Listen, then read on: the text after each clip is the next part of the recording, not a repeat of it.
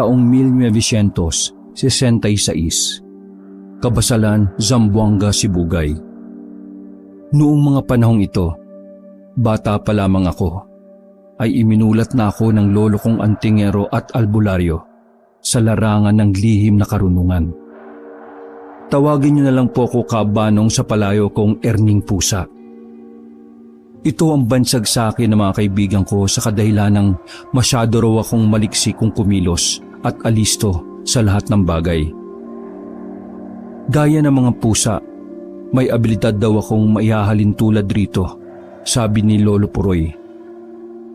Tulad ng mga kakayahang makakita sa dilim, matalas sa pakiramdam at kung ano-ano pa. Gayunpaman, dahil sa abilidad kong yon, kung kaya naman hindi nahirapan ng lolo ko na turuan ako sa mga bagay na may kinalaman sa mga pananggalang. Gaya ng mga agimat, bertud, mutya, at kung ano-ano pang pwedeng pangontra o panlaban sa mga aswang. Ito ang tatandaan mo, Erning. Dito sa atin sa Kabasalan, magkaiba ang pananaw ng mga aswang, mambabarang, mangkukulam at manlalason. Kung kaya, huwag mong ipagsawalang bahala ang abilidad ng mga ito. Sa katunayan, mabuti silang kaibigan, pero masama silang kaaway. Kaya lang sa tanda kong ito ay hindi ko lubos maisip na mapapaslang ng isang dayong asbo ang ama mo. Magkakasunod na paliwanag ni Lolo Puroy habang napapabuntong hininga. Dagdag pa nito na kaya niya raw ako sinasanay sa aspeto ng lihim na karunungan at mga pananggalang ay upang hanapin ang aswang na nagngangalang Asuan. Ayon pa rito na nangyari ang pamamaslang sa aking ama nung ako'y 10 taong gulang pa lamang. Sabi pa ng lolo ko na noong mangyari ang pananalasa ng mga asbo sa mga kabundukan ng Kabasalan, kasalukuyang nangangaso ang aking ama, kung kaya naman napangibabawan ito ng mga nilalang na yon. Dahil sa pangyayaring yon, naagaw ng mga ito ang mga mutyang tangan ng aking ama. Bago isapit sa isang puno ang bangkay nito ng mga asbo sa pamumuno ni Asuan, isang mambabarang rin ang nakasaksi sa pangyayaring yon. Bago ito nalaman ng lolo ko. Hindi naman masisisi ng Lolo Puroy ang kababayo naming mambabarang. Sa kadahilan ng alam nito sa kanyang sarili na pinangingibabawan yon ng matinding takot sa mga aswang na asbo. Dahil sa aking mga narinig, sumidi ang galit ko sa mga aswang na asbo. Ipinangako ko rin sa aking sarili na kahit sa panig ng Zamboanga, hahanapin ko ang pangkat ni Asuan. Sa pagdaan pa ng mga araw, mas lalo pa akong nagpalawak ng aking kaalaman sa iba't ibang klase ng usal panlaban sa mga aswang. Inaral ko din kabanong ang iba't ibang klase ng tigalpo, gaya ng pamako, tagaliwas at kung ano-ano pa. Tama nga yan, iho. Magpalakas ka ng husto para kung sakaling dumating ang araw na makaharap kayo ni Asuan, 100% may laban ka rito. Gustuin ko mang samahan ka sa paghahanap sa pangkat ng mga demonyong yon. Hindi ko na rin magagawa dala ng aking katandaan. Magkasunod na paliwanag ng lolo ko. Dahil sa mga inilahad nito, inunawa ko na lang ang rason ng lolo ko na talagang hindi na nito kaya pang maglakbay sa malayuan.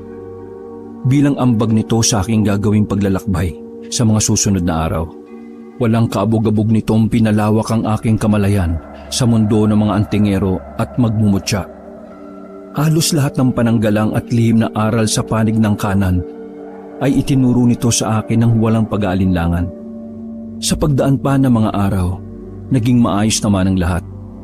Pakiramdam ko nga sa aking sarili, tila naghalo-halo na ang lakas ng agimat, mutya at bertud ni Lolo Puroy. Tandaan mo, Erning, apo, sa iyong gagawing paglalakbay, maraming nilalang sa mga baring madaraanan mo ang susubok ng iyong kakayahan. Palagi mo ring tatandaan, iho, na hindi lahat ng aswang ay likas na masama. Sa katunayan, ang iba sa kanila ay mas pinili ang tahimik na pamumuhay. Kaya ang may papayo ko lang sa iyo, maging mapagmasid ka sa mga madaraanan mong baryo. Bumalik ka ng buhay sa piling namin ng lola aning mo. Dahil ikaw na lang ang yaman na mayroong kami. Magkakasunod na paliwanag ni Lolo Puroy. Matapos kong marinig ang mga sinabi ng lolo ko, may nahon naman akong tumango rito bilang pagsang-ayon. Kasabay nito, iginugol ko muna ang aking sarili sa pagtulong sa mga ito sa gawaing bahay at panggagamot. Maya-maya pa, pumunta muna ako ng parang para mag-araro sa aming maliit na sakahan. Subalit, habang naroroon ako sa bukid, marami-rami na rin akong nakikitang mga nilalang na hindi nakikita ng mga ordinaryong tao.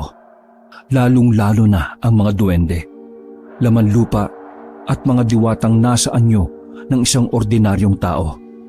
Wala naman akong naging problema sa mga nilalang na yon. At sa katunayan, palihim nga akong nagtatanong sa mga ito tungkol sa mga aswang. Ayon sa mga nilalang na yon, Kaabanong, hindi raw sila gaanong nakikipag-ugnayan sa iba't ibang klase ng mga aswang, lalong-lalo na sa mga asbo. Kung may mga uri daw ng aswang ang makakatulong sa akin, yun daw ay walang iba kundi ang mga sarot. Isa raw itong uri ng aswang na hindi kumakain ng karne ng tao. At mas kilala ang mga aswang na ito sa katawagan ng taong lobo. Dagdag pa ng mga laman lupa na mapaminsala lamang ang ganong uri ng aswang sa mga alagang hayop ng mga magsasaka. Kung gusto mo talaga matunton ang kinaroroonan ng mga aswang na asbo na siyang pumatay ka mo sa iyong ama, wala kang ibang dapat gawin kung hindi hanapin ang baryo o kakahuyan na pinamumugaran ng mga sarot. Kung makukuha mo ang loob ng mga ito nang hindi gumagamit ng dahas, mas maganda yon, Erning. Puso ang gamitin mo bilang antingero. Magkakasunod na paliwanag ng laman lupa. Sa pagpapatuloy ng aking pakikipagtalakayan sa mga nilalang na yon, tumango lamang ako at mahinahong nagpasalamat sa mga ito. Sa buong buhay ko kasi, Kaabanong, simula na maging antingero ko ng aming angkan, puro mga tipikal na aswang pa lang ang aking mga nakakaengkwentro. Isa kasi sa pinakamababang uri ng mga aswang ay yung tinatawag nilang gala, na nanggagaya ng itsura ng isang ordinaryong tao para makapambiktima. Pero wala itong kahirap-hirap patahin dahil sapat na rito ang asin na may buhay na salita at isang buntot pagi na may sagradong langis ng albularyo. Hindi gaya ng ibang aswang na may mataas na abilidad na kaya magpalit-palit ng mga anyong hayop, gaya ng mga bangkilan, asbo, sarot, danag, aniningaw, at kung ano-ano pang uri ng mga aswang na lumilipad sa himpapawid at gumagapang sa kalupaan. Madali kong natutunan ng mga bagay na yon sa matatandang antingero sa aming baryo. Sa kung papaano kumilala ng mga aswang. Kung kaya naman, nang matapos ang aming mga ginagawa sa bukid, kaagad naman akong nagpaalam sa mga kaibigan kong duwende at laman lupa. Sa pagbagtas ko nga sa daan pauwi sa aming pamamahay, ay may nakasalubong akong lalaki na nanlilisik ang mga mata sa katirikan ng araw, na tila ba hindi ito gagawa ng mabuti, na kahit ano pa mang orasyon ay pwede itong sumalakay sa isang tao. Kung kaya naman wala akong kaabog-abog na napababa sa sinasakyan kong kalabaw upang kumprontahin ang taong yon. Tanga ng aking sundang, laking gulat nito nang humarang ako sa kanyang daraanan habang nagwiwika ako ng, Kaibigan, tirik na tirik ang araw pero maaga kang palaboy-laboy sa baryo namin ah. Matindi na ba ang nararamdaman mong gutom at tila kumakalam na ang sikmura mo? Patanong kong bati. Tigilan mo ako, Erning. Kilala kitang antingero ka. Apo ka ni Puroy, manggagamot at wala akong masamang pakay sa lugar na ito. Dahil maniningil ako ng utang sa isang tao. Maring tugon ng lalaking yon. Walang masamang pakay, pero maniningil ka ng utang sa isang kababaryo namin. Sa makatuwid, ganun din yon at may masamang pakay ka pa rin sa baryo namin. Binabalaan kita, kaibigan. Kung ano man o sino man ang pakay mo, kalimutan mo na. Baka gusto mong magkasubukan pa tayo rito. Magkakasunod kong tanong at paliwanag. Maya-maya pa, bigla naman itong napatitig sa akin nang makita nitong humigpit ang hawak ko sa aking sundang. Habang pabulong ako nagpapakawala ng buhay na salita sa hangin. Kung kaya naman, pagalit itong sumagot sa akin ng, Mukhang nakahanda kang itaya ang sarili mong buhay para sa isang tao na hindi mo naman kaano-ano. Aalis ako sa lugar na ito, pero hindi nangangahulugan yan na natatakot ako sa iyo. Yan ang hirap sa inyo mga antingero. Nakapag-aaral lang kayo ng kaunting kalaman sa aspeto ng lihim na karunungan. Akala nyo kung sino na kayo? Magkakasunod na paliwanag ng taong yon. Matapos makapagsalita ang lalaking yon, hindi na ito tumuloy sa kanyang pupuntahan at tumalikod na lang sa akin. Habang naglalakad dito papalayo sa aking kinaroroonan, nakita ko pang napapasulyap yon sa kanyang likuran. Kaya naman nabatid ko sa aking sarili, nahahanap lang yon ng tiyempo para bumalik. Hindi man ngayon, pero maaaring sa mga susunod na araw. Nang masiguro kong nakalayo na ng husto ang taong iyon, at saka pa lang ako nagpatuloy sa aking paglalakad, hila-hila ang aking kalabaw. Makalipas pa ang ilang minuto, narating ko na ang aming pamamahay at agaran ko nang sinabi kay Lolo Puroy ang aking mga nasilayan sa bukid. Gayon din ang aswang na gala na aking nakasalubong sa daan. Sabay wika nito ng, Kahanga-hanga ang aswang na yung nasa lubong, Erning Apo. Mantakin mong tirik na tirik ang araw nagpapalaboy-laboy ito sa baryo natin. Ibang klase talaga ang aswang ayon. Wala nang pinipiling oras at araw. Lalabas at gagala sila kung anong oras nila naisin. Pero alam mo, Apo, ang mga aswang na yon hindi lalabas sa kanilang pugad ng walang dahilan. Magkakasunod na paliwanag ng lolo ko. Matapos kong marinig ang mga paliwanag ni Lolo Puroy, walang sabi-sabi naman akong napaisip sa inilahad ng nilalang na yon nang masalubong ko ito. Inisip ko tuloy na maaring may nakaalitan yon sa aming baryo o dili kaya'y may nakuhang pag-aari nito na gusto niyang bawiin. Gayunpaman, ipinakibit balikat ko na lang ang pakay ng nilalang na yon dahil batid ko sa aking sarili na makikita pa naman kami ng aswang na yon sa mga susunod na araw. Makaraan pa ang mga araw habang nagmumuni-muni ako sa aming bakuran. Dahil katatapos ko lang na magtrabaho sa bukid, nang muli ko na namang maalala ang pangkat ni Asuan. Kasabay nito ang pag-alala ng mga elementong laman lupa at duwende tungkol naman sa pangkat ng mga sarot. Kaya naman walang kabog-abog akong nagtanong sa Lolo Puroy kung totoo bang hindi kumakain ng karne ng tao ang mga aswang na yon. Nang marinig naman ng lolo ko ang aking mga katanungan, walang pagdadalawang isip naman itong nagwika sa akin. Totoo ang sinasabi ng mga karangit na lamang lupa, Erning, na hindi mapanganib sa tao ang mga sarot. Sa katunayan, mapanganib lang ang mga ito sa alagang kalabaw, baka at kung ano-ano pang alagang hayop ng mga tao. Madali lang namang kausap ang mga ganong aswang kung mayroong kang pakay sa kanila. Alayan mo lang ang mga ito ng babwira mo makukuha mo na ang impormasyon na kailangan mo. Magkakasunod na paliwanag ng lolo ko. Hindi naglaon kabanong nang maipon sa aking isipan ang mga impormasyon na binigay ng karangit, duwende at ng lolo kong manggagamot. Inihanda ko na ang aking sarili sa gagawin kong paglalakbay. Pero bago yon, kailangan ko munang ayusin ang mga aswang na gala sa aming baryo. Isang araw, ewan ko ba kung ano ang nagtulak sa akin at bigla kong naisip ang mangaso sa paanan ng bundok malapit sa aming baryo. Habang binabagtas ko ang masukal na kakahuyan, nang bigla kong nakarinig ng hiyaw mula sa isang tao na humihingi ng saklolo. Kung kaya naman walang kaabog-abog kong sinundan ang tinig na yon. Hanggang sa masilayan ko ang isang mangangaso na sinasalakay ng isang nilalang. Sa marahang kong paglapit sa mga ito, nakita ko ang nilalang na nasalubong ko kumakailan lang na inaatake si Mang Turing. Kung kaya naman walang pagdadalawang isip ko itong sinaklolohan. Habang dinig na dinig ko ang pagsasalita ng aswang na mga katagang, Inayupa kang matanda ka. Ninakawan mo na kami ng kambing. Bumalik ka pa rito para muling mag-umit ang hindi mo naman pinaghirapan. Gigil na sambit ng aswang na yon. Kaya naman laking gulat ng nilalang na yon nang bigla kong sumagot habang akma nitong kikitlan ng buhay si Mang Turing na siya namang nagpahinto rito habang nagwiwika ako. Teka! Kilala ko yan, kaibigan! Pambihira! Uutasin mo yung tao dahil lang sa isang kambing? Pasigaw kong tanong. Oo, dapat lang utasin ang matandang ito, Erning. Salbahe ang matandang ito. Pati kaming mga aswang na nananahimik ay nilalamangan ng demonyong ito. Mariing tugo ng lalaking yon. Totoo bang sinabi niya, Mang Turing? Na ninakawan niyo sila ng alagang kambing? Diretsahan kong tanong sa pobreng matanda. Pasensya ka na, Erning, iho. Nagipit lamang ako, kaya ako nagawa mga bagay na yon. Alam kong mali ang aking ginawa at humihingi ako ng kapatawaran. Papalitan ko naman ang kambing ni Kanor. Bigyan niya lang ako ng sapat na panahon.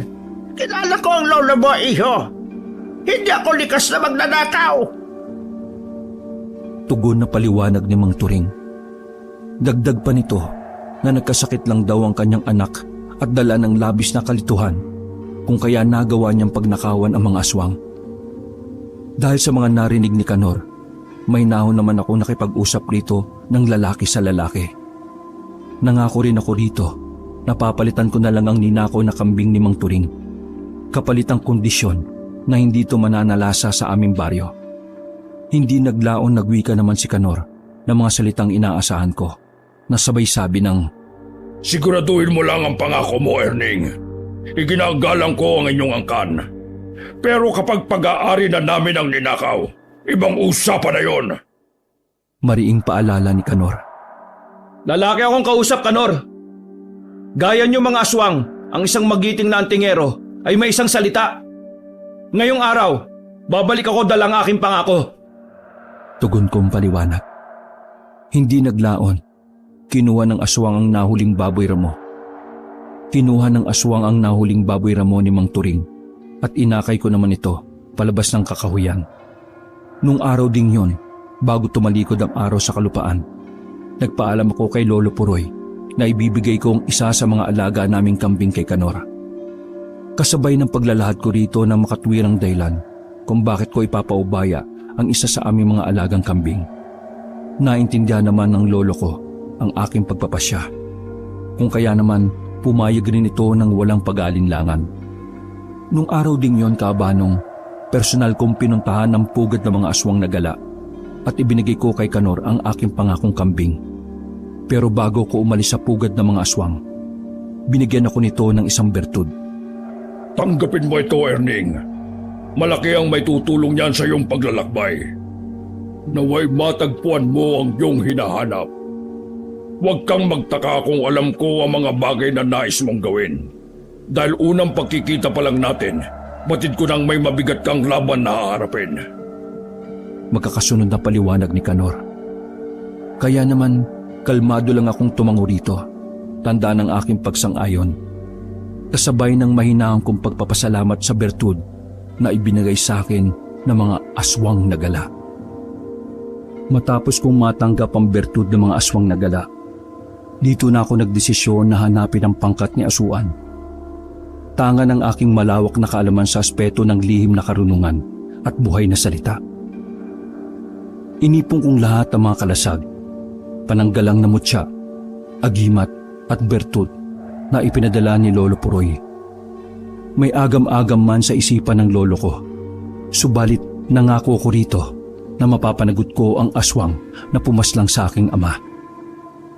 Kung kaya naman bago ko lisanin ang aming baryo, may nahon naman akong pinaalalahanan nito ng mga ilang bagay tungkol sa gagawin kong paglalakbay.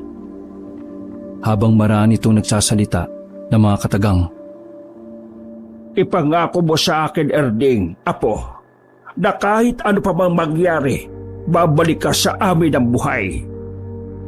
Naniniwala ko sa kakayahan mo, apo, na matutuntun mo ang pangkat ni Asuan. Darating ang araw na kikilalanin ka sa baryo natin bilang mahusay na antingero. Makakasunod na paalala ng lolo ko. Tanga ng pananampalataya ko sa Diyos, inalis ko sa aking isipan ng salitang awa para sa mga nilalang na nasa panig ng kaliwa. Suntok man sa buwan ng lakad kong yon, pero naniniwala ako na gagabayan ako ng yumao kong ama. Halos lahat ng baryong nadaanan ko, Kabanong, hindi po pwedeng walang antingero at albularyo akong nakakausap. Kasabay nito ang pagkalap ko ng mga dagdag na impormasyon tungkol sa bugad ng mga sarot. Sa pagpapatuloy ng aking paglalakbay at pagdapo sa isang liblib na baryo, laking gulat ko naman nang pagtinginan ako ng mga residente roon, na parabang lalamunin ako ng buo mula ulo hanggang paa. Mang, mukhang isa kang manlalakbay at parang may hinahanap kang kung sino mang nilalang sa baryong ito. Baka may tutulong ako sa iyo. Huwag ka mag-alala, iho. Walang bayad ang magtanong. Kesa naman paikot-ikot ka sa baryo namin at nakakailang sa mga taga rito ang ganyang estilo mo. Makakasunod na paliwanag at tanong ng lalaking yon. Nang maramdaman ko ang bumabalot na presensya sa matandang humarang sa aking daraanan, at saka ko palang nasiguro na hindi yun isang aswang. Kaya naman mahinahon akong sumagot rito nang walang paligoy-ligoy habang nagsasabi ng, "Manong, hindi naman ho ako masamang tao at wala rin ako masamang pakay sa baryong ito. Ang totoo niyan, may isang pangkat na mga aswang akong hinahanap. Baka sakaling may maibigay kayong impormasyon para makalis na ako sa lugar na ito." Makasunod kong tugon at paliwanag.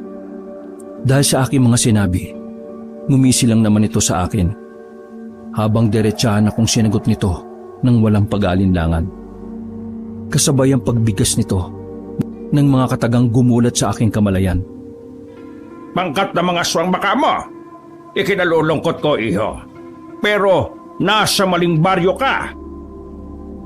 Ang baryong dinapuan mo ay pugad ng mga talisman na may malalim na aral sa pagpapanday ng mga agimat at armas.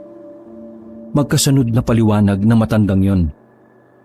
Dagdag ba nito na kung aswang ang aking pakay sa kanilang lugar, 100% walang magtatangkang manalasa doon, dahil siguradong titimbuang ang mga ito kapag nalaman ng mga talisman na yon na may namumugad na aswang sa kanilang baryo.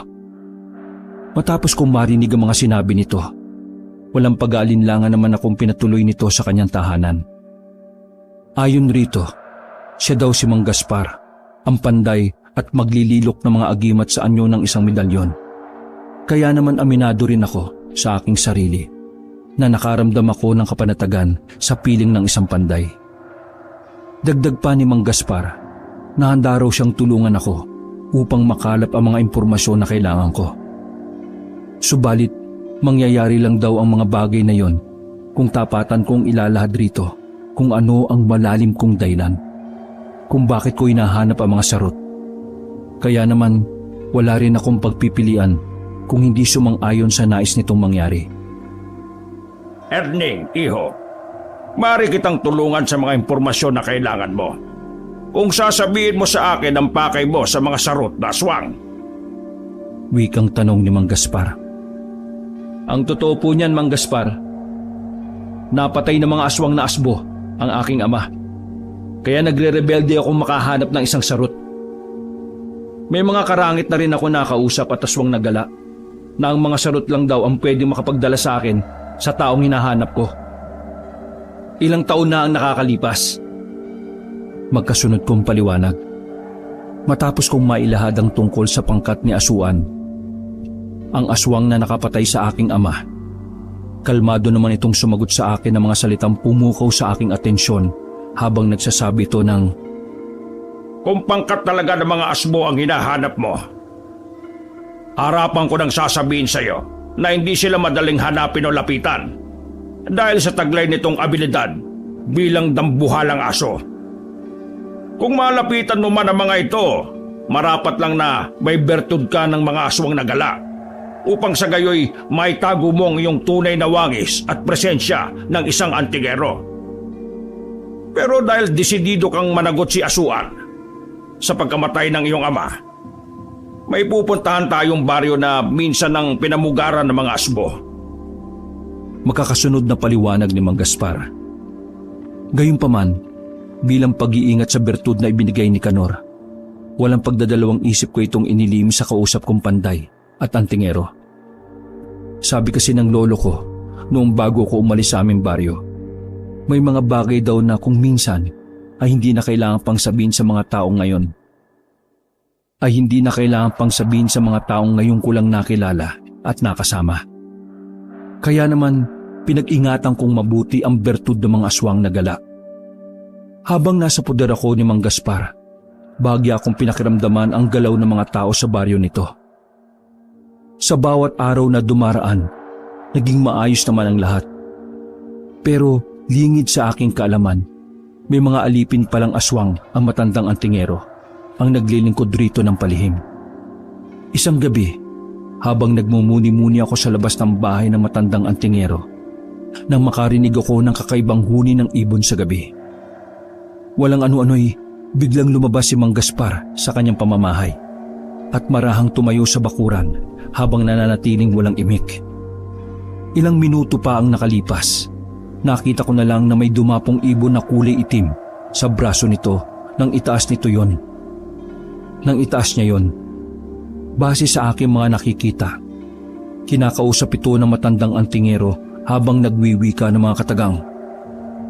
Mabuti naman at naalala mo ako, kaibigan. Sa katunayan kailangan ko ang tulong mo. Nais kong iparating mo sa pangkat ng mga danag na darating ako sa kanilang baryo sa mga susunod na araw.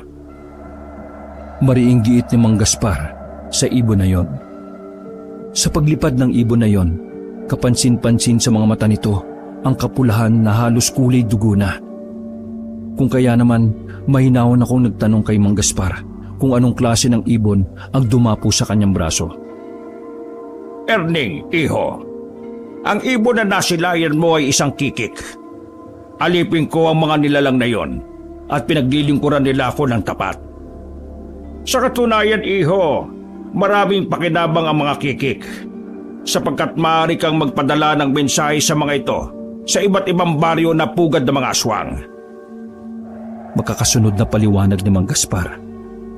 Dagdag pa nito na ang mga kikik ay isang uri ng mga aswang na nasa anyo ng isang itim na ibon. Inilalabas lang daw ang mga nilalang na yon, ang kanilang wangis bilang aswang kapag may mga taong naghihingalo at malapit ang panawan ng buhay. Dahil sa aking mga narinig, aminado ko kabanong sa aking sarili na marami pa palang klase ng aswang ang bibihirang masilayan ng isang ordinaryong mata ng tao. Makalipas ang tagpong yon, napapaisip na naman ako tungkol sa sinabi ni Mang Gaspar sa kikik na dadayo raw kami sa pugad ng mga danag. Nung una, inakala kong ordinaryong tao o pangalan ng baryo ang danag. Pero nagkamali ako, kabanong. Dahil ang tinutukoy pala na matandang antingero ay hindi isang tao o ngalan ng baryo. Bagkus, isa rin itong uri ng mga aswang na mapanganib sa isang inosenteng tao. Subalit ayon sa matandang kumupkup sa akin, wala naman raw akong dapat kabahala sa pangkat ng danag. Naniniwala kasi ito na hindi basta-basta sumasalakay sa isang tao ang mga aswang na yon nang walang kadahid-dahilan. Erning, iho, handa ka na bang makita ang iba't ibang klase ng aswang? Sa susunod na araw kasi, nais kong dumapo tayo sa pugad ng mga danag. Alam mo na, baka sakaling may isa sa mga ito ang makapagturo sa kinaroroonan ng mga sarot. Wala namang masama kung magbabaka sakali tayo, hindi ba? Paliwanag ni Mang Gaspar. Nasa inyo po yan, Mang Gaspar. Kilala kayo ng mga aswang na yon at alam niyo po ang kanilang abilidad. Kaya lang, ang iniisip ko po, baka pagdating natin roon magulantang ang mga ito. Siyempre, kapag nagulantang ang mga nilalang na yon, 100% mag-ahamon ng mga ito ng isang duelo. Yan po ang paalala ng lolo puroy ko. Yan po ang paalala ng lolo puroy ko sa akin na ang isang pabor na maaari kong hingin sa isang aswang ay dumadaan muna sa isang duelo. Paliwanag ko.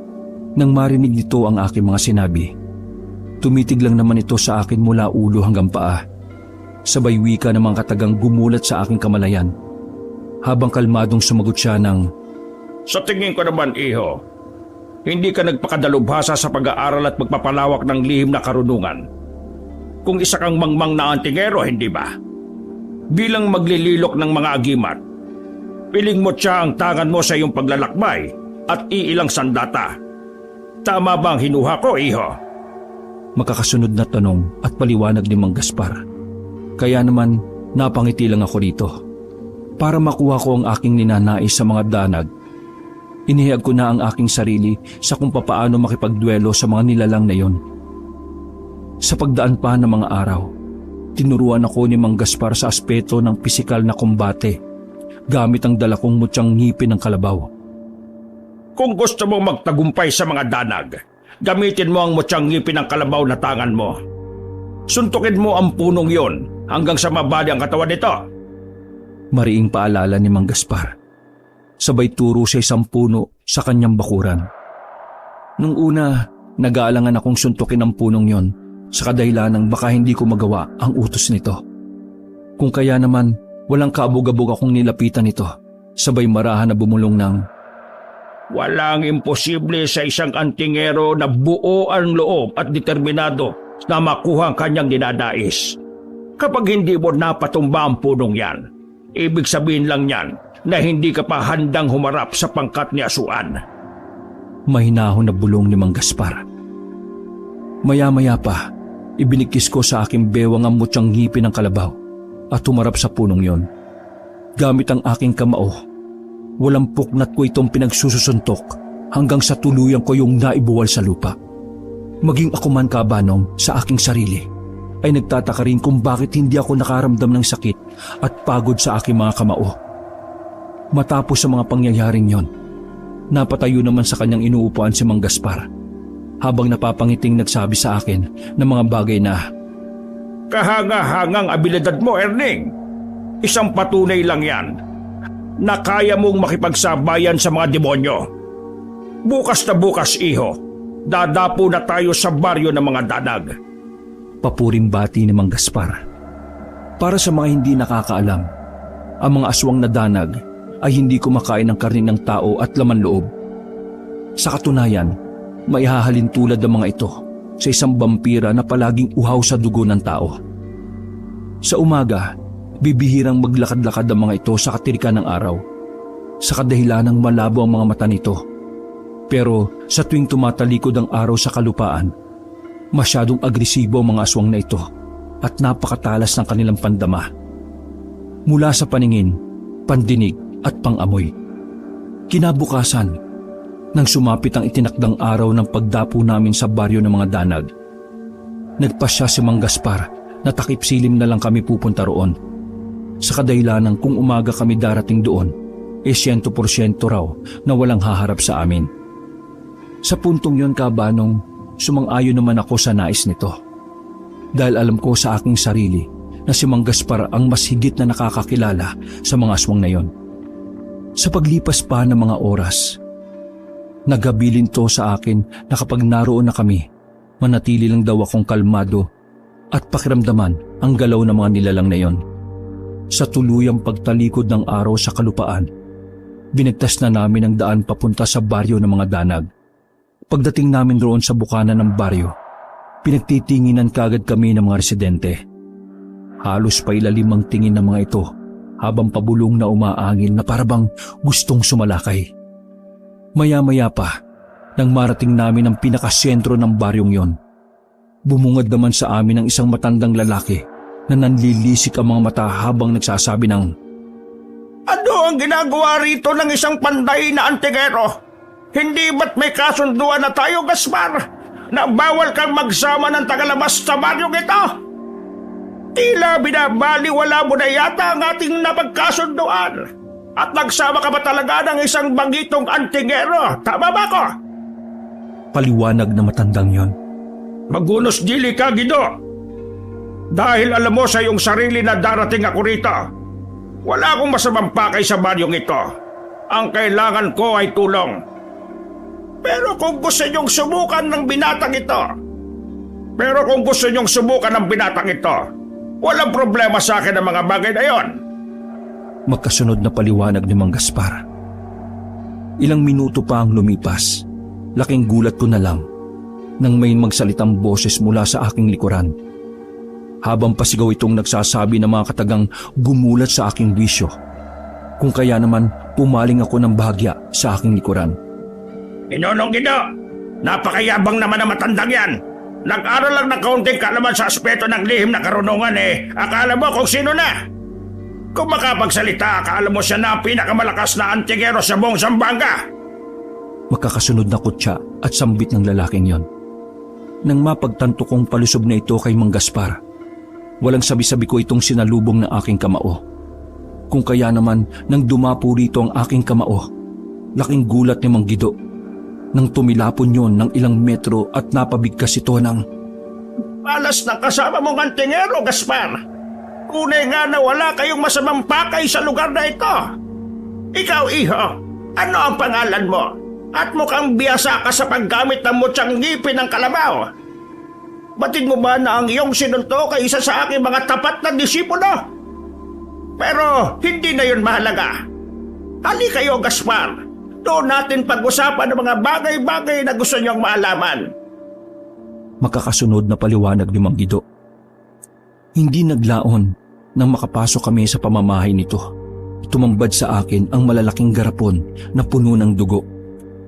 Gayunpaman, hindi ko na lang ito binigyan pa ng pansin. Dahil ang mahalaga sa akin ay malaman ang pugad ng mga asbo at sarot. Sa gitna ng aming pag-uusap, mahinahon namang nakikinig si Mang Guido sa aking mga saloobin. Kung kaya naman, tinapik ako nito sa balikat habang nagsasabi ng... Alam mo, Erning, traidor talaga ang mga asbo. Sa katunayan, walang sinasanto ang mga ito. Kahit mga kapwa nila aswang pinapatay ng mga yon, basta tumaliwas sa kanilang paniniwala. Mariing paliwanag ni Mang Guido. Dagdag pa nito na isang malupit na pinuno raw si Asuan at wala itong pinipiling antingero o albularyo. Basta nakaharang sa kanyang daraanan, hindi ito magdadalawang isip na pumatay ng tao. Matapos mailahad sa akin ni Mang Guido ang kalupitan ni Asuan, mahinaw nitong sinabi sa akin ang lahat ng kanyang nalalaman sa mga asbo, sa kung paano ko malalapitan ng mga aswang na yon sa kanilang kuta. Kung ako sa iyo, Erning, iho, suyurin mo muna ang mga baryo at hanapin mo ang pugad ng mga bangkilan.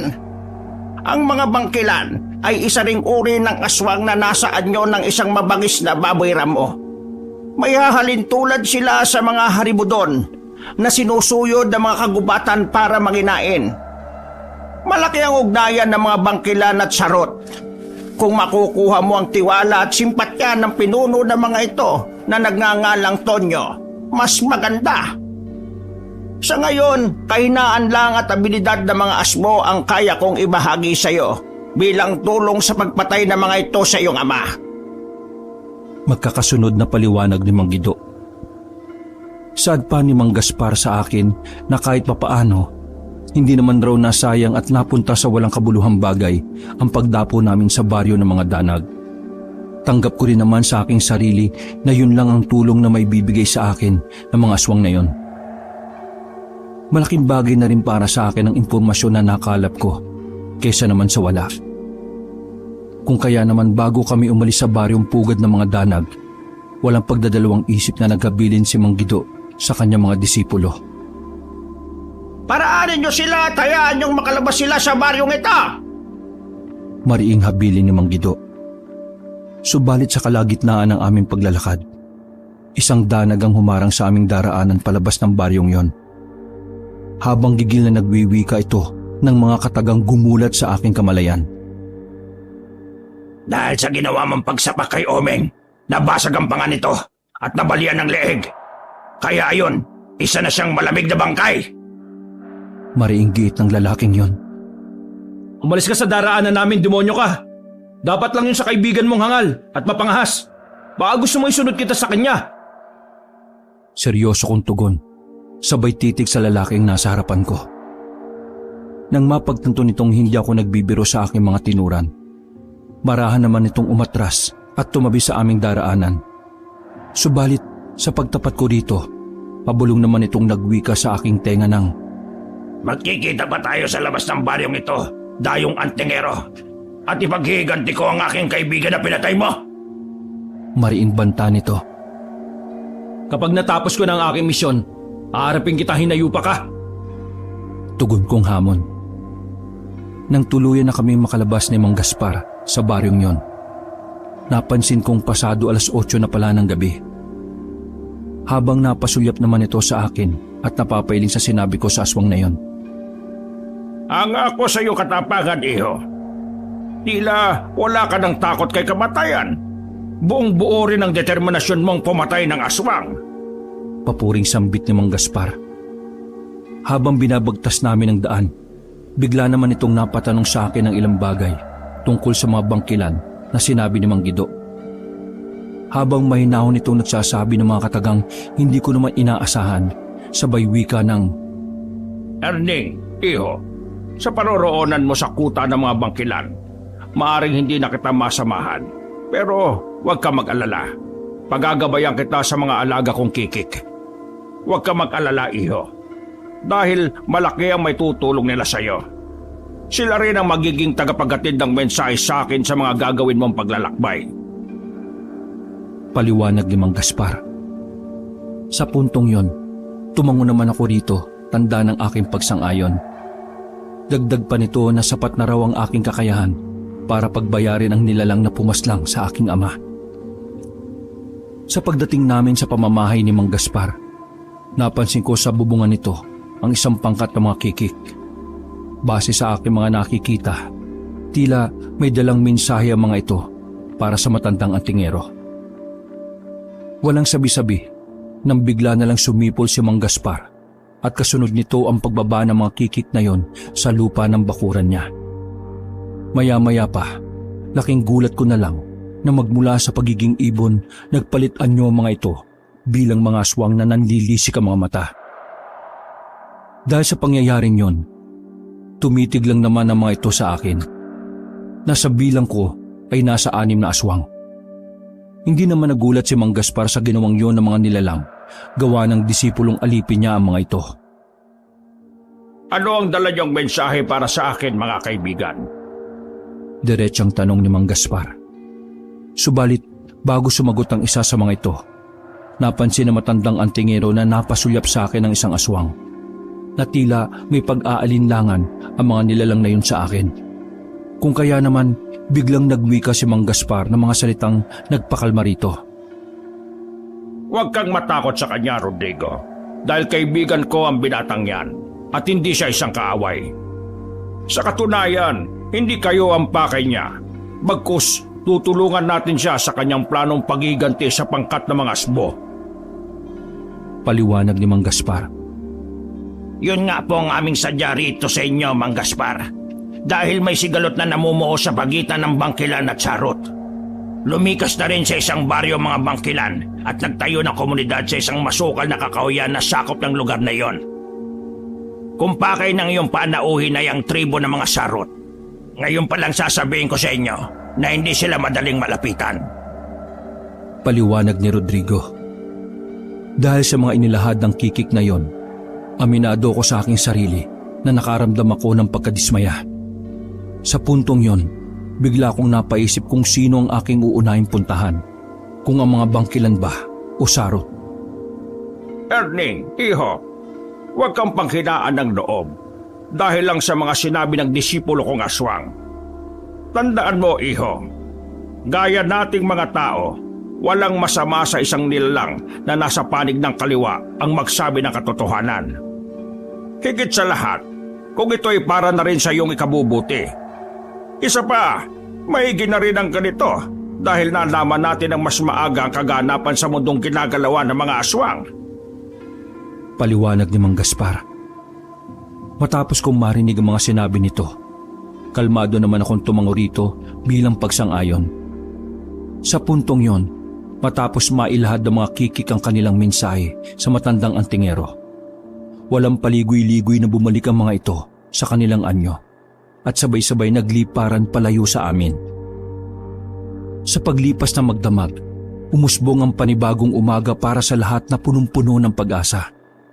Subalit, ang mga inilahad ng aswang na yon noong nakalipas na gabi ay hindi mawaglit-waglit sa aking isipan. Kung kaya naman, kinausap ko ng masinsinan si Mang Gaspar habang katatapos lang nitong magluto ng aming agahan. Nang marinig nito ang aking mga sinabi, Sumang-ayon naman ito sa aking pasya na hanapin ang pangkat ng mga bangkilan. Buo na pala ang pasya mo, iho. Bueno, kailan mo ba gustong lumakad? Para naman kahit papaano maihanda ko na ang mga gamit na kakailanganin mo. Diretsang tanong at paliwanag ni Mang Gaspar. Kung maaari ho sana sa darating na araw ng Biyernes. Batid ko kasi na hindi madaling mahanap ang pangkat ni Mang Tonyo. Tugon kong paliwanag. Hindi naglaon nang marinig nito ang araw ng aking paglalakbay. Marahan itong tumayo sa kanyang kinauupuan at pumasok sa kanyang silid. Makalipas pa ang ilang minuto, bitbit na nito ang isang maliit na lumang baul. Habang ako naman ay nanatiling walang imik.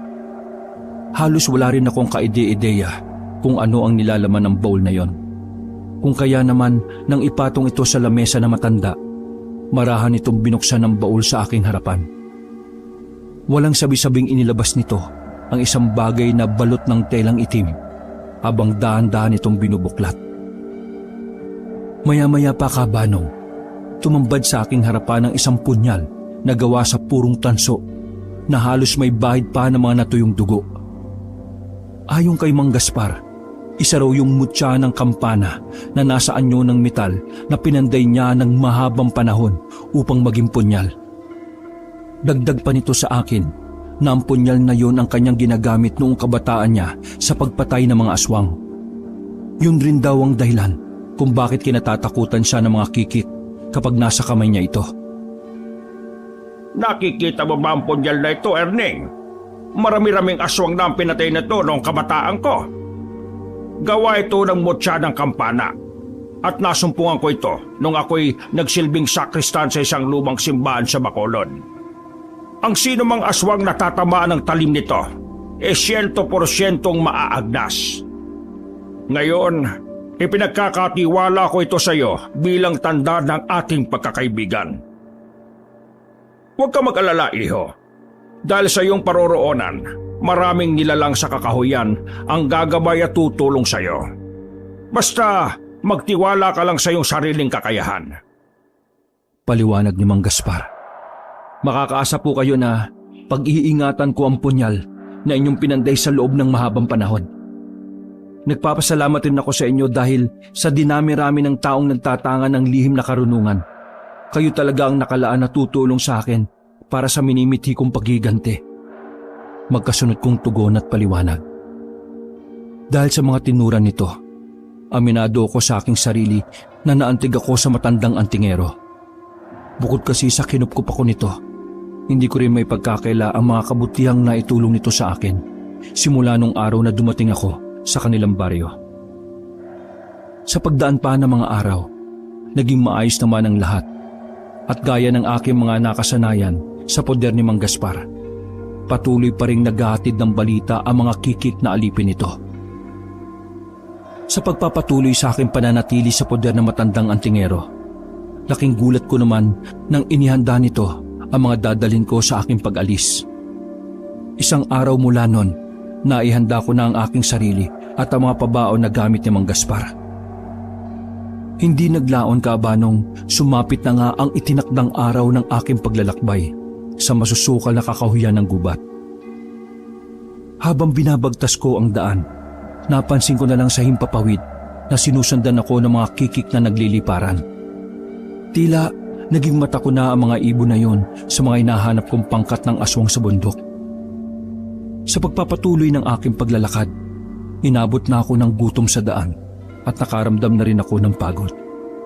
Kaya naman walang patumangga akong gumawa ng isang bitag para sa mga ligaw na hayop upang maibsan ang nararamdaman kong gutom.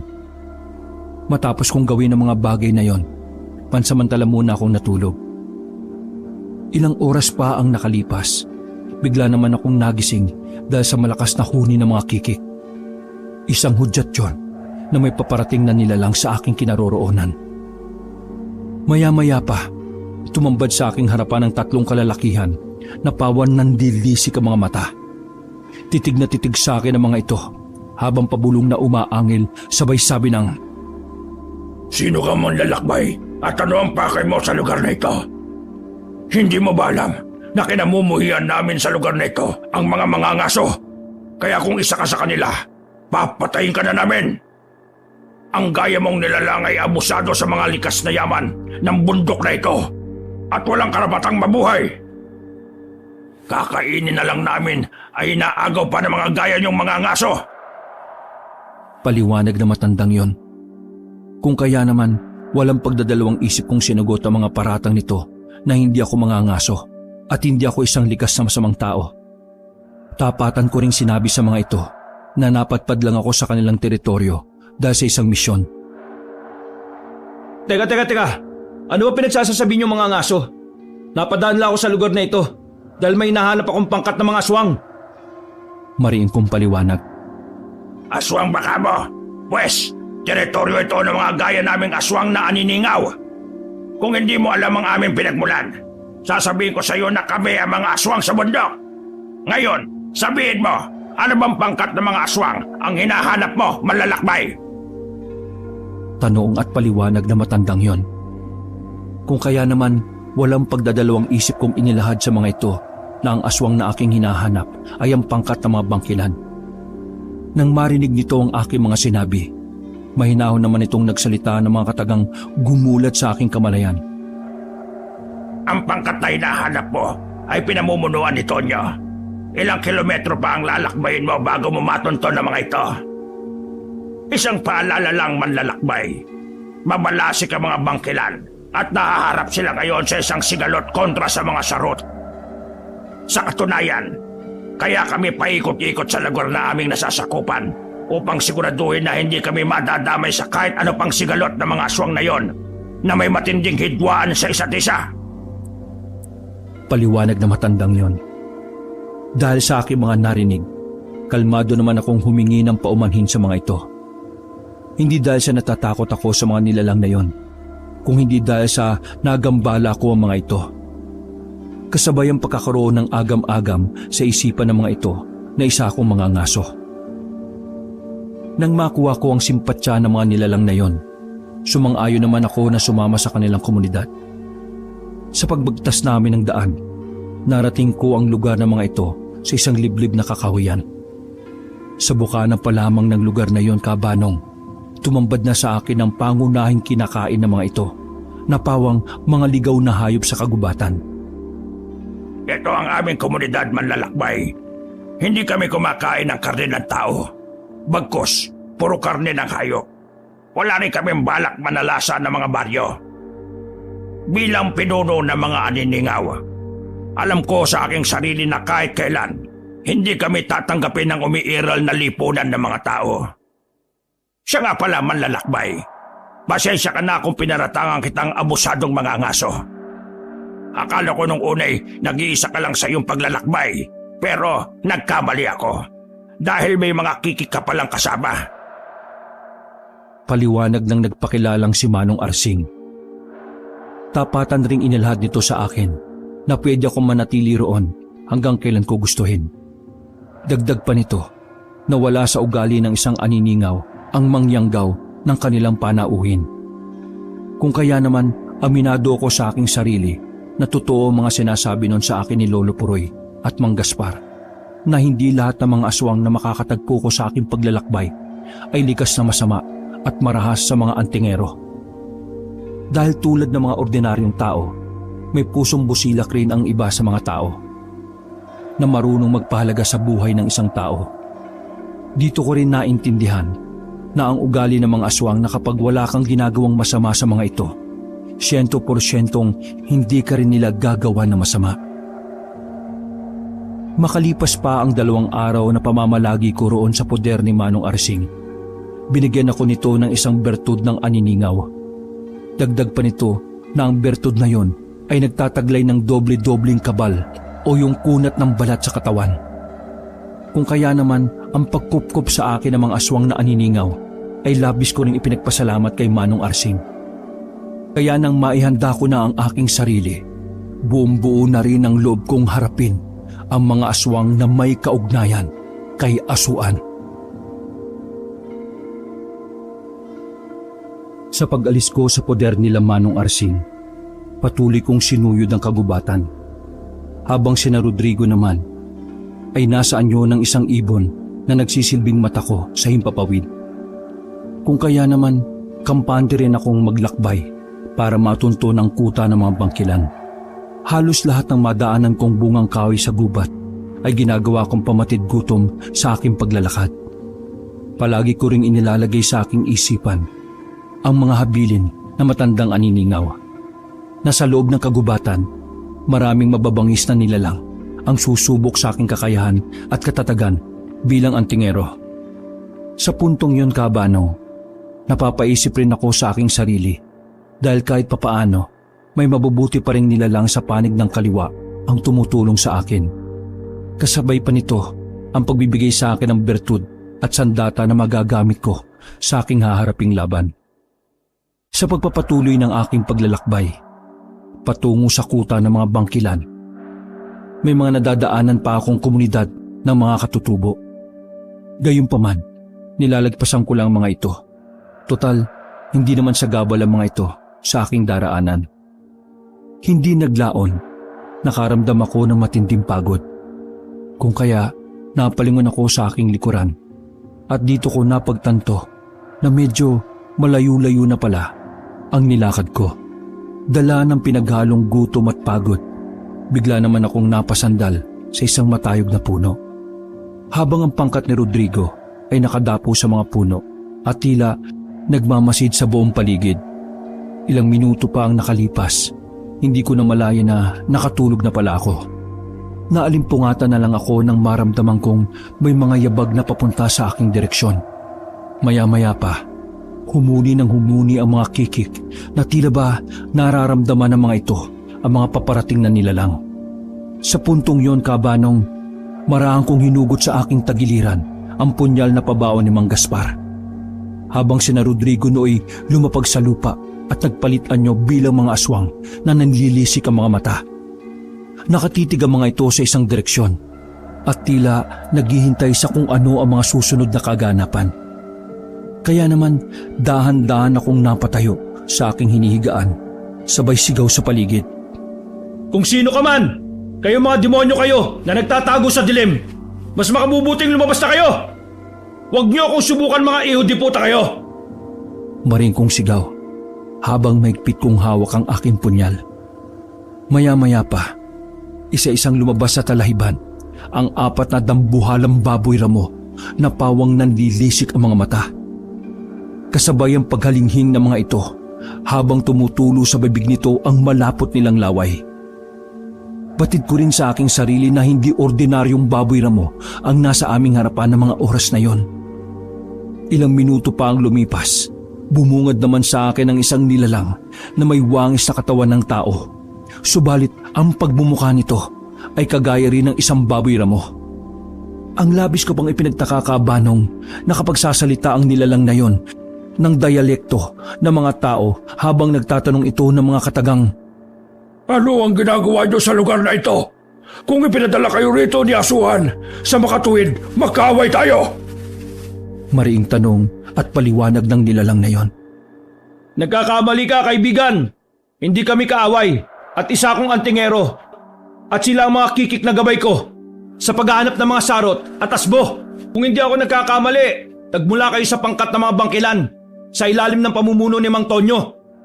Makakasunod kong tugon at paliwanag.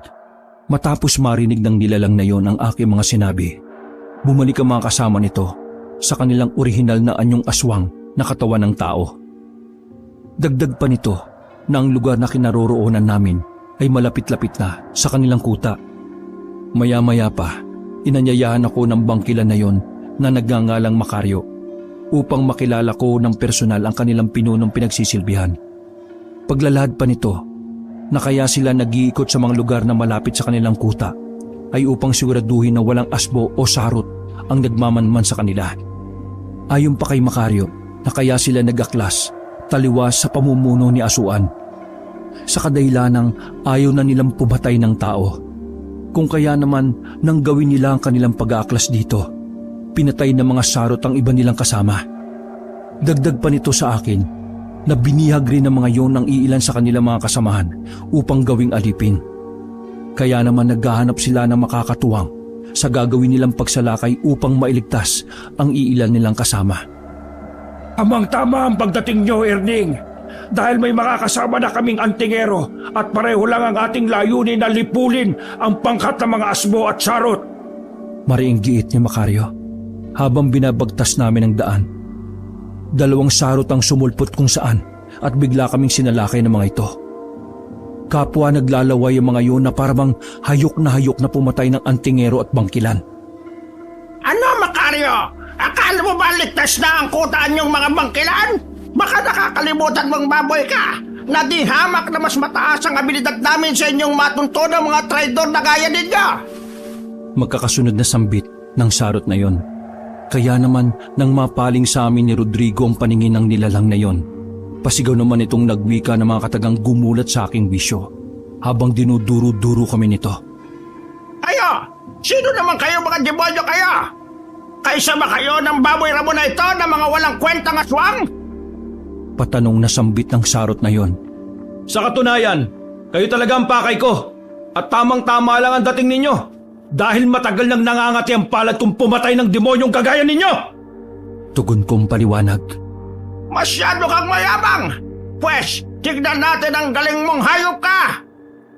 Gigil na sambit ng sarot na yon. Walang sabi-sabi, sumenyas ako kina Rodrigo at Macario na huwag silang makikialam sa duelong kakaharapin ko laban sa mga aswang na iyon. Ilang minuto pang nakalipas, kinuha ko sa aking bulsa ang bertud ng mga aniningaw at inilagay ko ito sa ilalim ng aking dila.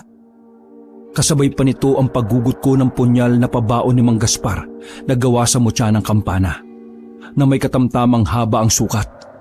Binikis ko rin sa aking bewang ang mutyang ngipin ng kalabaw na may lakas ng 3 toro. Sa pagsalakay ng 2 aswang na yon, nanatili lamang akong kalmado sa aking kinatatayuan at hinayaan ko ang mga ito sa kung ano ang kaya nilang gawin sa akin.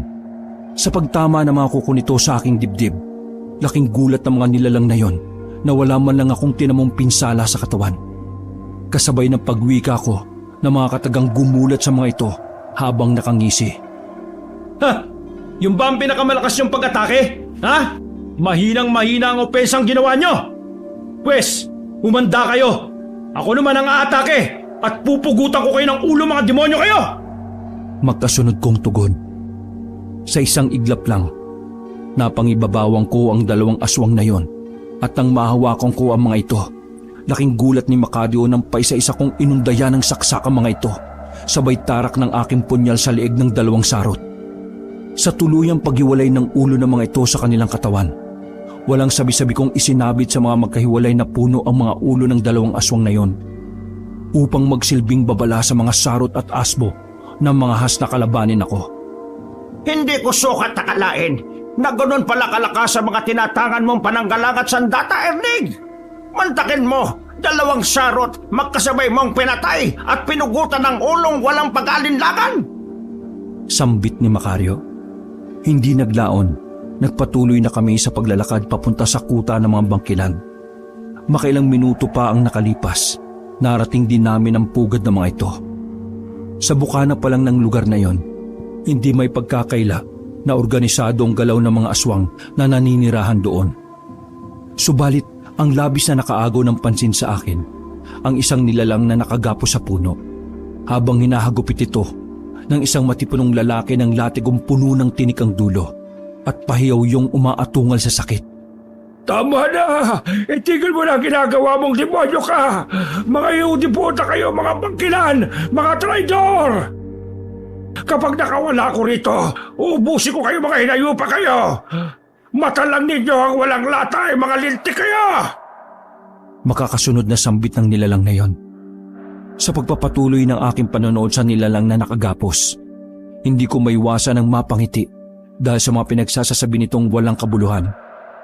Nawala ang konsentrasyon ko sa nilalang na yon nang may magsalitang boses mula sa aking likuran. Macario, sino sila? At bakit ka nagsama ng mga tagalabas? Baka mamaya'y pakawala ang mga yan ni Asuan para ubusin ang ating lahi.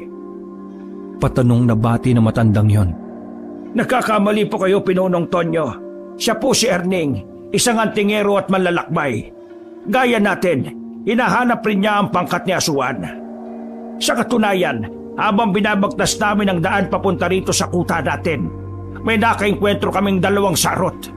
Si Erning po ang pumatay sa mga ito at pinugutan niya ng ulo. Paliwanag ni Macario. Nahanga ang abilidad at tapang mo, iho. Sa makatuwid, isa kang antingero na may gabay ng mga kikik. Matagal na panahon na rin nung huli akong makatagpo ng isang antingero na may gabay ng aswang. Paliwanag ni Mang Tonyo. Sa puntong yon, tumango lamang ako sa mga pinagsasasabi ng matandang yon. Kasabay ang pagtatanong ko rito ng ilang bagay tungkol sa nilalang na kanilang binihag. Mang Tonyo, sino naman ang nilalang na yon at bakit nyo siya pinahihirapan ng gusto? Diretsahan kong tanong, sabay turo sa nilalang na yon. Siya ba? Si Loleng. Ang nilalang na yan, isa yang sarot na aswang at tagapaghatid ng mensahe. Binihag namin siya bilang kapalit ng mga kasama naming hawak ng kanilang pinuno. Alam ko rin na kapag napiga namin ng demonyong yan, kusa nitong ituturo ang kinaroroonan ng kanilang pugad. Kung gusto mong malaman ang kinaroroonan ng mga yan at ang pugad ni Asuan, ipinauubaya ko na siya sa iyo, Erning. Paliwanag ni Mantonyo. Hindi naglaon, marahan ko itong nilapitan upang tanungin ang ilang bagay tungkol sa kanya mga kasamahan. Habang lumalapit ako dito, Kabanong, bigla naman yung naghamon ng isang duelo para sa kanyang kalayaan. Ayon rito, kapag tinalo niya raw ako sa isang duelo, hahayaan na namin siyang makawala at makabalik sa kanyang kasamahan. Ngunit lingid sa kaalaman nito na ang pagsang-ayon kong yon ay isang huwad lamang. Maya-maya pa, laking gulat nila Mang Tonyo nang putulin ko ang baging na nakagapos sa kamay at paa nito. Kung kaya naman napasigaw ang matandang bangkilan ng mga katagang. Magsikalat kayo at walang makikialam sa inyo sa laban na inyong matutunghayan. Ang duelong ito ay sa pagitan lang nila Loleng at Erning. Antingero kontra sa isang demonyong sarot. Paalala at utos ni Mang Tonyo. Yan ang gusto kong duelo. Parehas! Masyado kang kumpiyansa sa laban natin ito, Antingero. Kapag napatay kita, dadaling ko ang ulo mo kay Asuan at magiging alipin ko ang aswang na naririto. Magkakasunod na sambit at banta ni Loleng habang humahagalpak ng tawa. Nang tuluyan na itong makawala sa kanyang pagkakagapos, napansin ko na lang na nasa matatayog na puno na ang grupo ng mga kikik. Tila nagmamasid ang mga ito at naghihintay sa mga susunod na mangyayari. Maya-maya pa, bigla namang ipinakita ni Loleng ang anyo nito bilang sarot na aswang. Kasabay ang pag-alulong nito na bumasag sa katahimikan ng buong paligid. Gaya noong una, inilagay ko sa ilalim ng aking dila ang bertud ng mga aniningaw bilang proteksyon sa aking katawan. Ganon din ang mutya ng ngipin ng kalabaw na nasa aking bewang. Sunod-sunod ang ginawang pagsalakay ni Loleng habang atras abante ito. Nang mapagtanto nitong hindi umuubra ang kanyang mga atake, walang kabog-abog naman itong nagwika ng, Napakakunat ang balat mong Antingero ka. Anong klase kang talisman hindot ka? Inis na sambit ni Loleng. Gamitin mo ang lahat ng nalalaman mo sa pisikal na kumbate.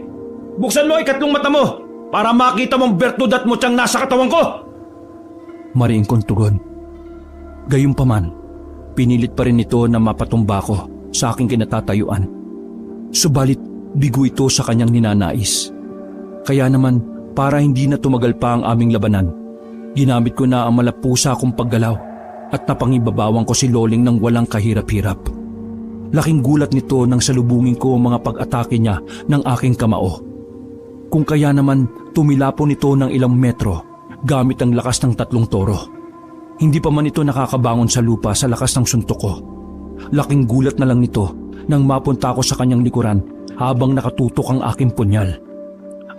Teka, Erning, magunos dili ka. Huwag mo akong patayin. Pangako, ibibigay ko sa iyo ang impormasyon na kailangan mo. May pamilya ako, parang awa mo na. Usap, buhayin mo ko. Baybayin mo lang ang daan na yon. Madaraanan mo na ang kuta namin na malapit sa isang balon. Paliwanag at pakiusap ni Loleng. Yun lang ba ang alam mo? Sumagot ka! kung ayaw mong isabit ko sa isang puno ang pugot mong ulo? Patanong kong tugon. Mayroon pa, Erning. Masyado ka namang apurado. Ang pangkat ng mga asmo ay wala rito sa kabundukan kung hindi nasa isang liblib na baryo sa panan ng bundok at nababalot yun ng sabulag. Kaya pakawalan mo na ako. Pakiusap.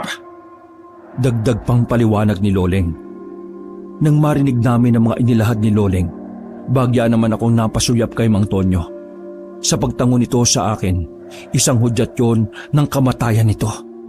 Kung kaya naman napabulong ako dito ng mga katagang hindi nito inaasahan. Salamat sa impormasyon, Loleng. Isa kang magiting na aswang. Pero tanga ka. Dahil ipinanganak akong sinungaling. Akala mo ba bubuhayin pa kitang demonyo ka? Pwes, nagkakamali kang hayop ka. Magkakasunod kong sabi, sabay laslas sa liig nito. Hanggang sa humiwalay ang ulo nito sa kanyang katawan. Matapos ang insidenteng yon, inutos ni Mang Tonyo na ilibing ang bangkay ni Loleng at isabit sa puno ang pugot na ulo nito. Yun ay bilang babala sa mga mangangahas na pumasok sa kanilang teritoryo. Nung araw ding yon, nagsagawa kami ng isang pagpupulong. Ang kalahati ng mga bangkilan ay sasama sa amin at ang iba ay maiiwan para bantayan ang mga batang aswang. Sa pagtalikod ng araw sa kalupaan, binaybay na namin ang daan papunta sa kuta ng mga sarot na itinuro ni Loleng. Tangan ng aking mga piningmutya at bertud ng iba't ibang klaseng aswang. Kumpiyansa ako na malapit ko nang matunton ang baryong pinamumugaran ni Asuan. Kaya naman nang marating namin ang kuta ng mga sarot, bagya akong nakiramdam sa galaw ng mga ito. Habang dinig na dinig ko ang ingay ng mga tambol. Upang makalapit ako sa mga ito, ginamit ko ang bertud na galing kay Kanor. Aminado rin ako, Kaabanong, na namangha ako sa bertud ng mga aswang na gala. Dahil hindi lang wangis na mga sarot ang kaya kong gayahin, kung hindi pati ang abilidad ng mga ito na maging isang taong lobo. Sa pagpapatuloy ng pakikisalamuha ko sa mga sarot, napansin kong inaamoy-amoy ako ng ilan sa mga ito. Na tila ba pinagdududahan ng aking itsura, kasabay ang pagtatanong ng mga iyon na mga katagang gumulat sa aking bisyo. Tila yata ngayon ka lang namin nakita dito, kaibigan. Sabihin mo, saan lupalop ka nang galing at sino mga ninuno mo? Diretsa ang tanong ng matandang sarot. Galing ako sa liblib na baryo ng Kabasalan at pinsan ko si Loleng.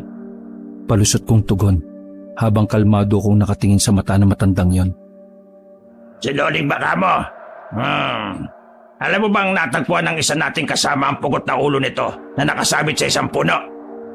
Ang hinala ko, isang antingero ang kumitil sa buhay ng pinsan mo. O dili kaya'y pangkat ng mga traidor na bangkilan. Ang mga iyo di putang aswang na yon, tumiliwas sa aking pamamalakad at ayaw nang pumatay ng tao. Akala yata ng mga demonyong yun tatanggapin sila sa langit kapag itinigil nila ang pagkatay ng mga taong mahihina. Pwes, kung gusto nilang mabawi ang iilan nilang kalay sa ilalim ng aking kapangyarihan, pagsilbihan muna nila si Pinunong Asuan. Paliwanag na matandang yon na nagngangalang Aboy. Sa puntong yon, naging organisado ang aking mga galaw at hindi ako nagpapadala sa bugso ng aking damdamin. Upang sa gayoy, hindi maramdaman ni Mang Aboy ang aking pagbabalat kayo.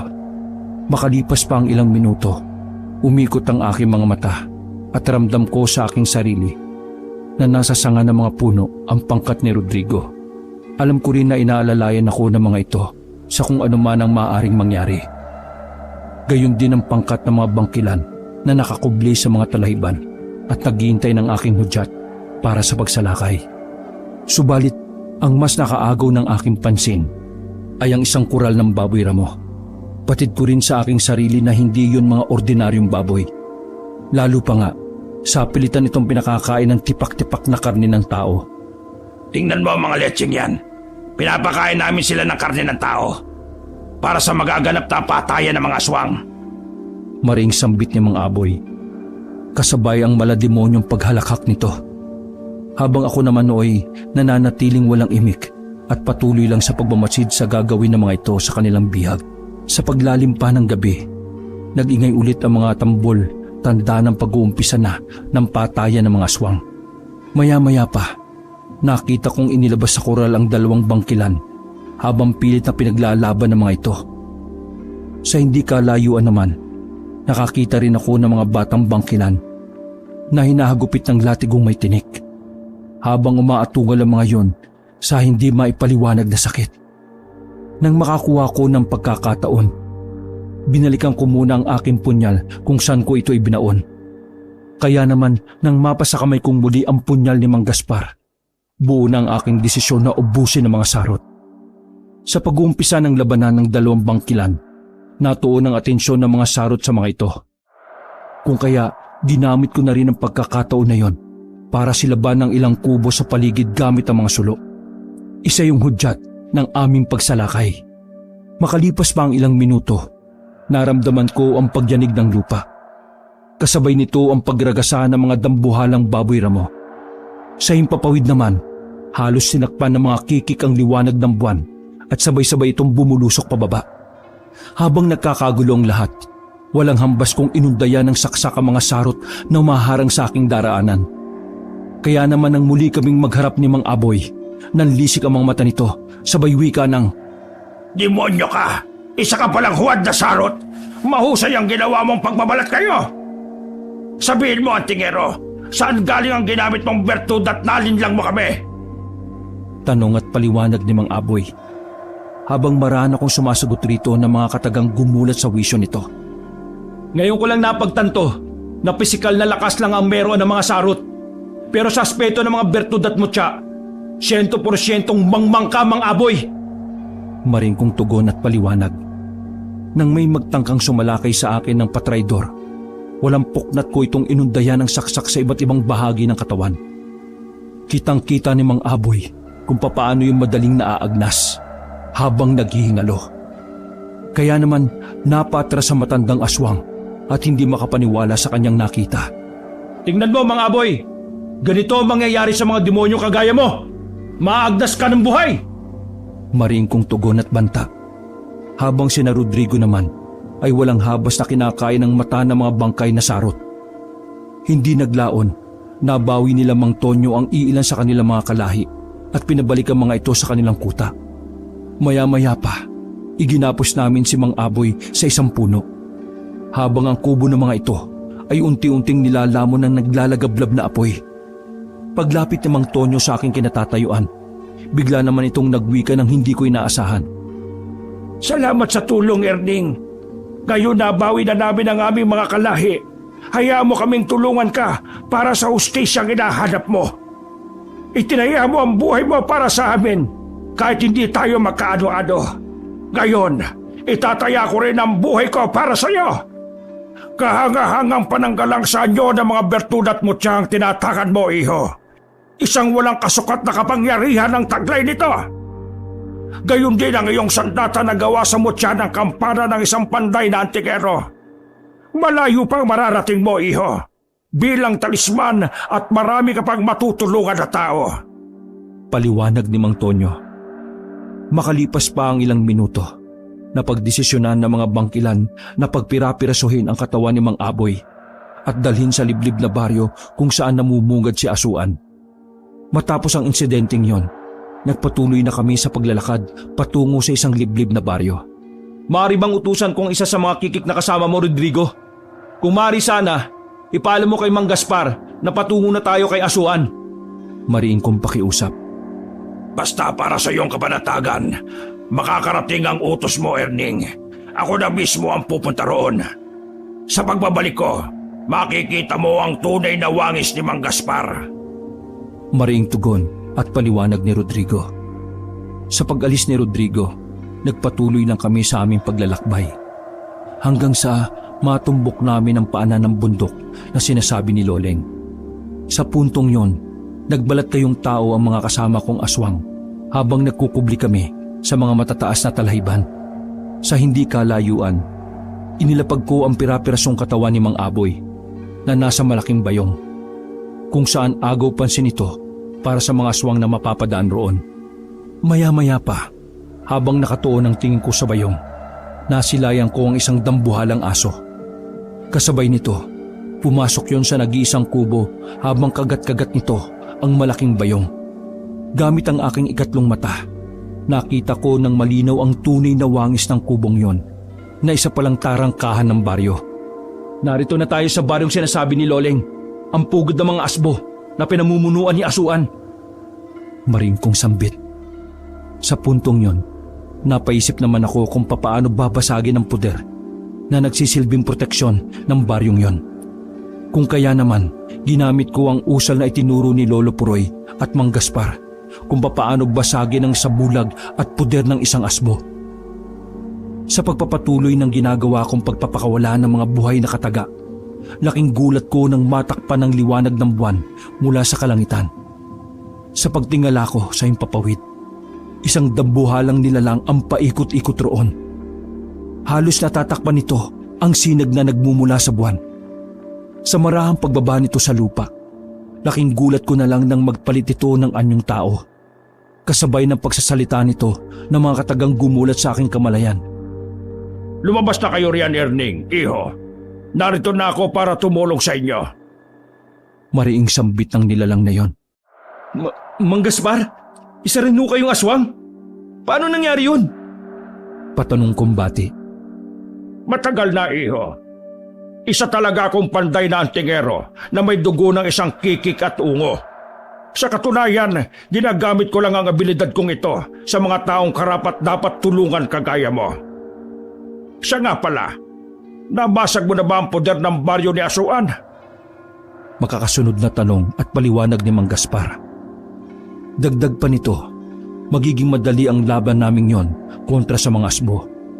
Kaya naman wala nang dahilan para panghinaan pa ako ng loob. Maya-maya pa, sabay-sabay na kaming lumapit sa kubong nakita ko. Kasabay nito ang pagsambit ni Mang Gaspar ng isang inkantasyon. Ilang minuto lang ang dumaan kabanong, nabasag nito ang puder at sabulag ng mga asbo. Kaya naman napahinto ang mga nilalang na yon sa ginagawa nilang pagdiriwang.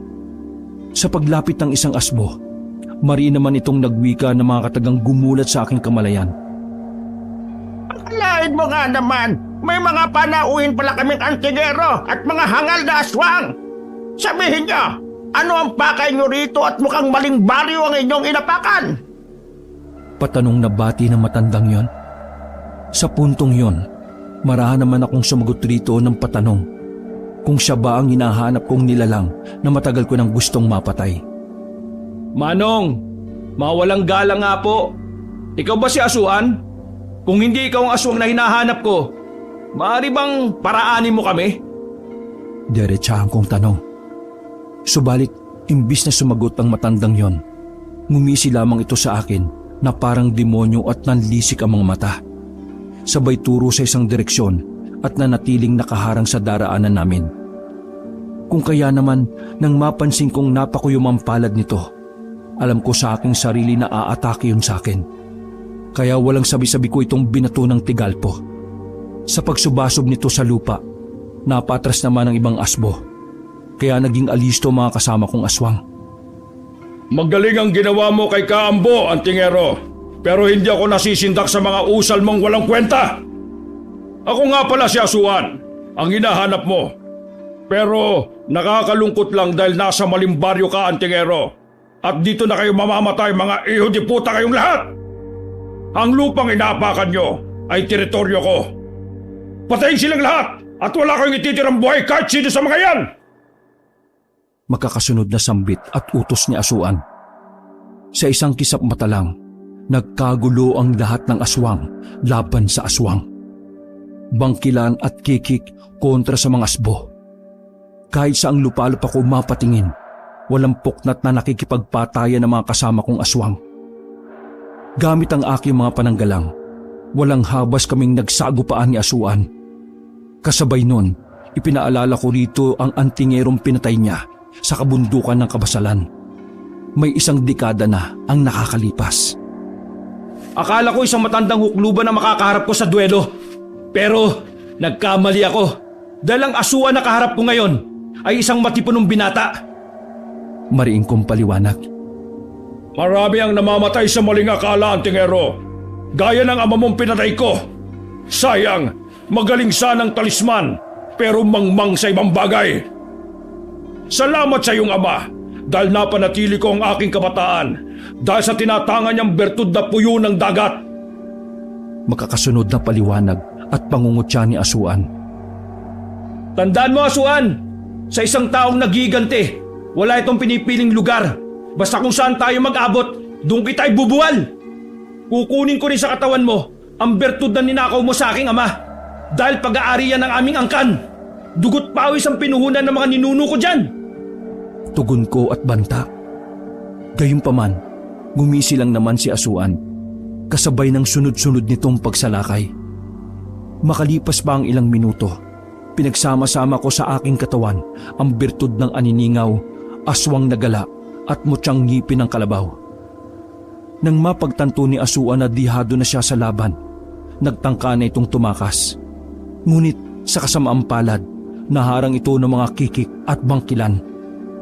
Habang kinakaladkad naman ito ni Mang Gaspar papalapit sa akin, patuloy pa rin itong nagpupumiglas. Hindi ko alam kung ano ang lakas na pumapalob sa aking sistema at nagawa kong itaas si Asuan habang hawak ito sa kanyang ulo. Sa marahan kong pagbunot ng aking punyal, binulungan ko pa ito ng mga katagang.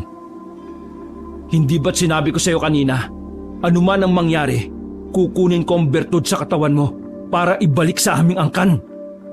Alam mo bang wala kang kwentang pinuno dahil wala kang pagpapahalaga sa mga kapwa mo, Aswang? Kaya ang dapat sa tulad mo, pinapatay para hindi pamarisan ng iba. Makakasunod kong paliwanag. Matapos kong masabi ang aking nais, kasabay nito ang pagtarak ko ng punyal sa sikmura ni Asuan. Hanggang sa tuluyang lumawa ang bituka nito. Pakiramdam ko nga ng mga oras na yon ay isa na rin akong aswang na halangang kaluluwa. Hindi naglaon, nakuha ko na sa katawan nito ang bertud ng aming angkan sa anyo ng isang batong puti na may nakaukit na parang puyo. Ayon kay Mang Gaspar, ang puyo ng dagat ay may kakayahang kontrolin ang takbo ng panahon. Dagdag pa nito na ang bertud ng aming angkan ay bibihirang masumpungan ng isang antingero o magbumutya. Isa raw itong may tuturing na bertud na kayang tumawag ng dilubyo para manalasa sa isang baryo ng mga aswang.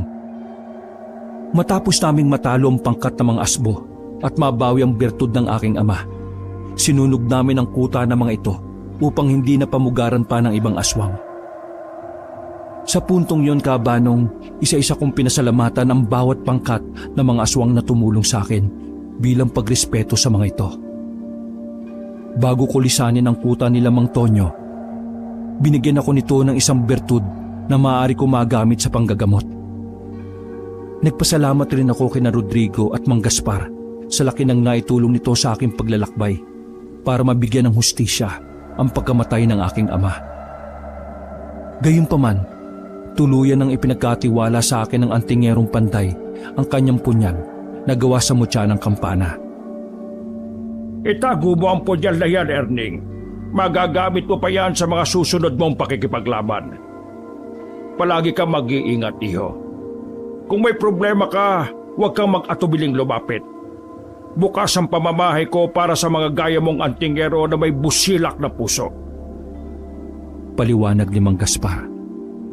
Sa pagbagtas ko ng daan pabalik sa aming baryo, dinaanan ko pa rin ang mga aniningaw. Gaya ng aking inaasahan, kusang ipinagkatiwala ni Manong Arsing sa akin ang bertud ng kanilang angkan.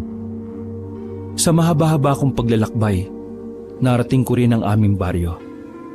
Aminado rin ako sa aking sarili na malaki ang ipinagbago ng itsura ko, dala ng aking mahabang paglalakbay.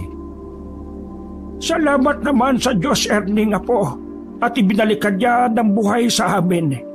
Hindi na kita tatanungin sa ginawa mong paglalakbay dahil kita naman sa itsura mo na marami kang natutunan. Patanong na bati ni Lolo Puroy. Matapos itong makapagsalita sa akin, ibinigay ko rito ang bertud na puyo ng dagat na ninakaw ni Asuan sa aking ama, na nagsilbing mitya ng buhay nito. Kung kaya naman nang makita yun ng lolo ko, ngumiti lang naman ito. Alam niya sa kanyang sarili na nagtagumpay ako sa aking paglalakbay at nabigyan ko pa ng katarungan ang pagkamatay ng aking ama. Pero habang nabubuhay ako, Kabanong, Hinding-hindi ko makakalimutan ang mga salitang binitiwan ni Asuan sa akin na, nasa maling baryo ka. Wakas. Taong 1966,